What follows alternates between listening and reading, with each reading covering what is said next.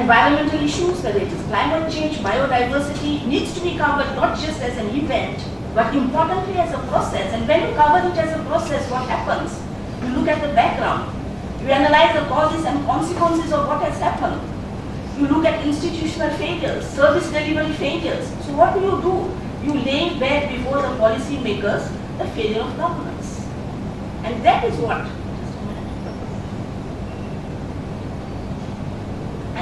what, the role of media is really all about.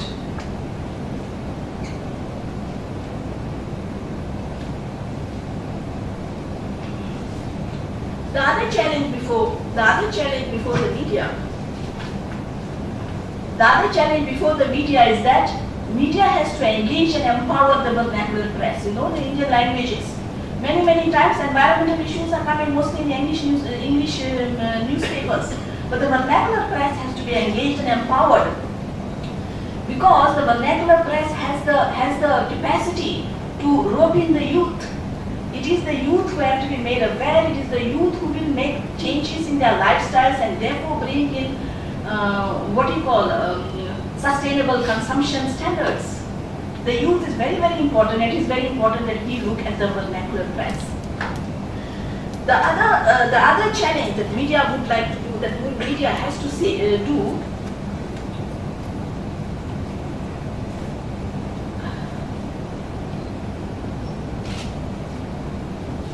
okay, what do we do as DD News? You know, I am part of DD News. I am the director of news of Doordarshan. Why are we not covering environment issues? We are a national public broadcaster. Prasar Bharati has given us complete functional autonomy to both Doordarshan News and AIR, which means we can do whatever we want to do. If I want to put tomorrow environment news as a front page story, I can do it. Nobody stops me. But why do I not do it? Even financially, DD News and AIR generate a huge revenue for themselves, which means they are not completely dependent on the government, and yet we do not do it. That means they are also caught up in the same syndrome that I have just described for the private media. But I also want to tell you that DD News is an official channel. It's a government channel. As an official channel, we have some sort of a responsibility to put the government's point of view very strongly. But having said that, I also say that we will put the government point of view strongly, but we will also accommodate other points of view. In other words, our story will be such that it will be balanced. It will not be a lopsided story. The government viewpoint will get prominence, but the other viewpoint is also taken. In other words, what I would like to say is that balance and accuracy are our strong points. I am currently the head of the news in DG Goa. I have just started news on the 10th of March 2012. It's a new news channel, and I earlier said that Goa is a progressive state, but Goa did not have DD News despite 25 years of statehood. I think Goa was the only state that did not have a DD News bulletin in its own language. Now that we have a news bulletin, we have 15 minutes air time at my disposal. And I am committed to giving environment news the importance that it should be given. I am also committed to cover environment as an event and not just as a process and not just as an event, because I'm quite sure that environment governance is the imperative need of Goa today. Thank you. That you brought in very fundamental issues and plus your own insights into the Goan case. Now may I request Mr. Bagde, Mr. Avit Bagle, senior journalist at Daily GOA That is one of the oldest papers in Goa and done a great job in the early years. I know 25 years back. That's what they have done and some of the revelations they brought out. I'm glad that you are here.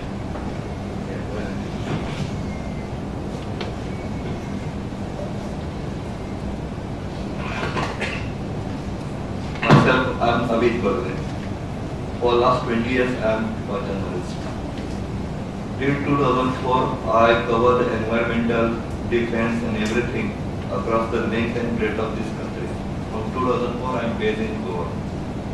So my focus will be the Goa and the journalism, especially the environment journalism. I came down in journalism in 1993. My passion was environment journalism because of one editor of Navaprabha, Suresh Walve. When I was in school, I used to write from Navaprabha. I was sending the post from Perne.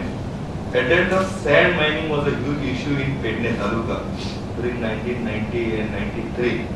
But no politician has taken any cognizance of it and no policy decision has been taken at that time. When I entered into journalism, there was no one to guide me on environmental issues, how to cover, what to cover, where to cover. And it is a sorry state of affairs, I tell you, in GOA Media, till today, I am talking about till afternoon, there is no separate reporter in each paper for environmental issues. One reporter cover everything. There is no separate reporting beat as such for environment, except one Paul Fernandez, who is doing for Times of India, although he is assistant editor. He is not supposed to report it, but he is doing it. And in Goa, the prominence has been given for political reporting. Whatever the minister says, or whatever the government comes out with the policy, it got a prominence. As I mentioned, besides me, one Dr. Nandkumar Kamal is there. Their student had came out with one report on sand mining on Tereko River. 94. I covered that issue widely. Despite it was covered for a week long, there was not a single word from a person who represents that constituency. Not a single word. You can imagine when we are saying media should be responsible, media should bring out the pressure, but whether there is anything from the policymakers side, they are like deep and dumb. They are not looking at it. Till today they are not looking at it. Whatever we write, we just forget it.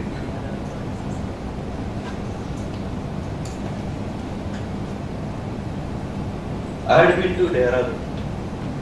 My friend is there, Raju in Bahuguna, and Jyoti in Thapliya. You mentioned about the Chipko Andolan. When I was there, I came to know that one Chandi Prasad got studied it first. Then it was Bahuguna Bhutekri. You mentioned about the tsunami. I covered a tsunami for 45 days in 2004 and 2005. So, one point I also raised that why environment issues are not widely covered or not given prominence. I'll tell you, till 10 years back or moreover 12 years back, journalists' wants were limited. Business houses who had invested into, they also not needed a returns on it. After this whole economy has been open after 1991, the media is also become an industry. To print that 12 pages of newspaper, the cost is 14 rupees. If we want no advertisement, we have to sell the paper for 14 rupees. Who will buy it? We have to give at 3 rupees in Goa.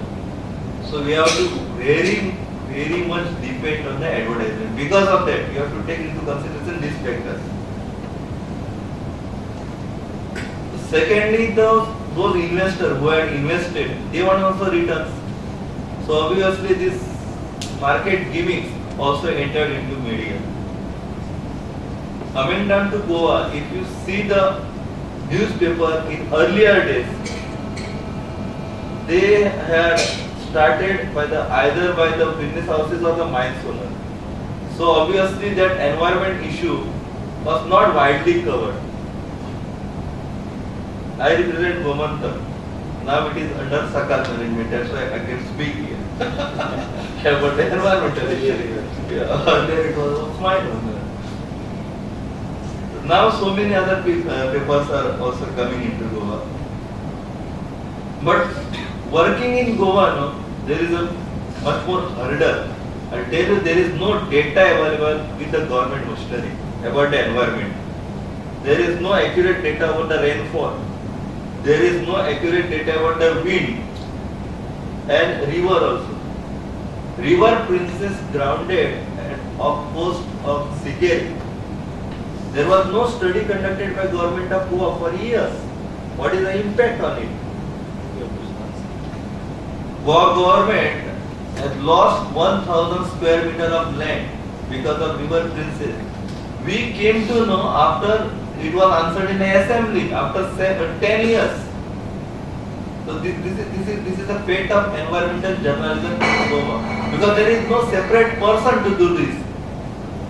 You know, there is no separate person to cover it for environment. He is the one person. No, in journalism. The department, somebody to provide the information. Yeah. Anybody? No, nobody. Not in the newspaper, in the department. Not in nobody. Nobody. We made that recommendation. Yeah. Should have filed in RTI. Yeah. RTI should have been filed.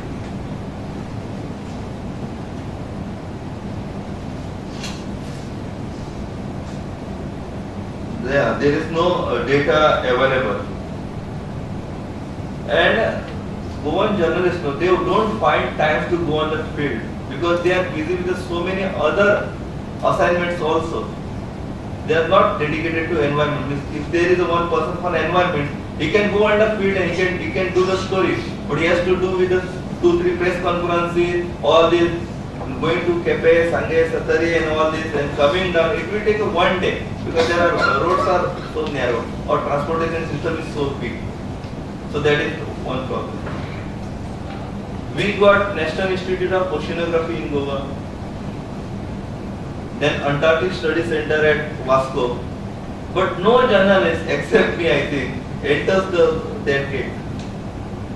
I only publish the research paper. My editor asked me, who reads it? Why you are filing stories? But as a patient, I file for the last 10 years. So many stories from NIMO. This is how we work in Goa. We have to find a way. Have you ever tried to find out who reads and who are readers? Have you ever tried? Yeah. Because once that online edition was started, now there are comments, but those are from abroad. While online edition, we got a comment because I don't know no print who will read it. This is how, and we have to look forward, and we have to find our own way. That's all I want to say. Oh, excellent. I think you're very frank. Yeah, Right. very frank. And I think Glad. I'm very glad to start with the sand story. Yeah. You're very frank. I think this is exactly what we are expecting from this roundtable. And then this round, when you come back, one more, we should talk about what specific steps are like. For example, the departments, the oceanography and all of that. Yeah. They should start a website. No, not website. No, not that website. The data exclusively meant for journalists. No. Like updating. See, journalists need an updated data. No, Are they? not updated data also, but what the information they give when we ask, it is too scientific language. Yes, that's what it is. So we are not trained to do. Layman's Yeah. language. Yeah. So that we are lacking. Yeah, we have Dr. Namat now, Dr. Nand Kumar Namat, who is the faculty department of botany. Immediately following Barwe, Dr. Namat is the right person to respond to some of the issues raised by Barwe.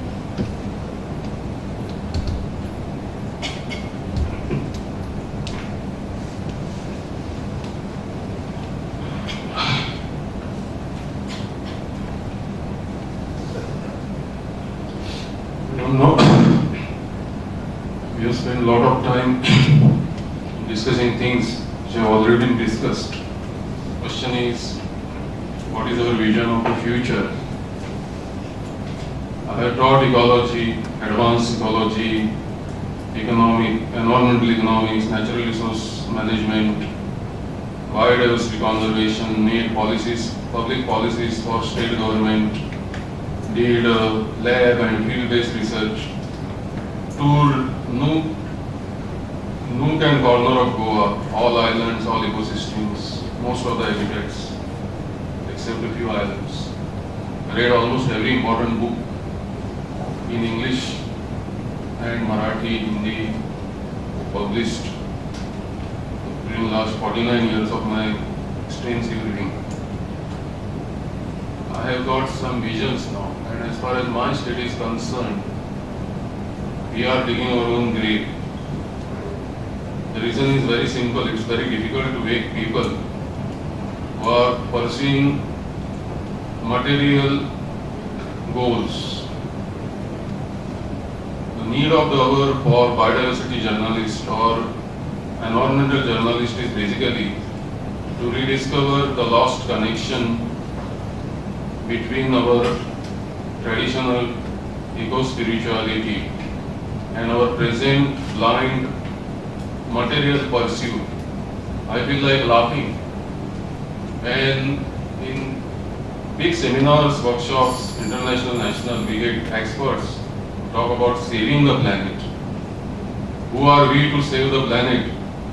The planet has been existing here since last 4.6 billion years.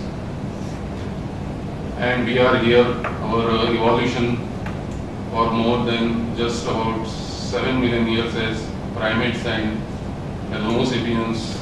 Our cultural evolution is just around 10 to 12,000 years. And our technological civilization not even 400 years old. So basically when we talk with a certain degree of arrogance, and that arrogance is destroying the nature. Whether you are followers of shallow ecology or deep ecology, whether you read Tagore, Khalil Gibran, Mahatma Gandhi, or Fritjof Capra, or Edward Wilson, or anyone from science side or religious side or spiritual side, the question ultimately boils down to this. At this very moment, what we are doing in our immediate neighborhood, and how do we connect that neighborhood on a small scale to larger and larger sets of habitats, communities, ecosystems. For Goa, as far as I am concerned, on one side we have the threat of rising sea level, because what has come from the sea will go back to the sea. 25% of the land of Goa has emerged from the sea due to tectonic and other factors causing translation of the sea. The entire coastline of Goa, which is linear, right from Pernem to Betul, is going to go back to the sea.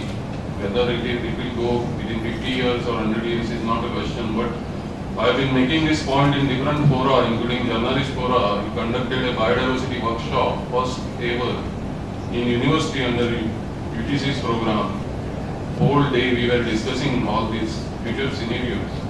The point is this: it's not a question of writing or sensitization. The basically individual level, family level, community level, panchayat ward level, local authority level, actions are missing.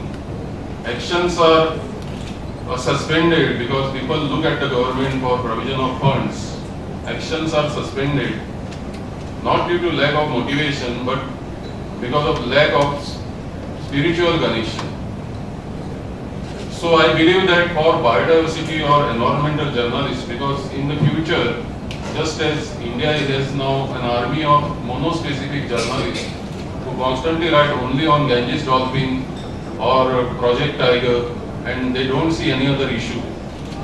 In the future, I see that everywhere, including state of Goa, there will be monospecific journalists only pursuing conservation of frogs as an issue, conservation of turtles as an issue, conservation of tigers as an issue, and at the cost of neglecting whole ecosystems and the gene pools.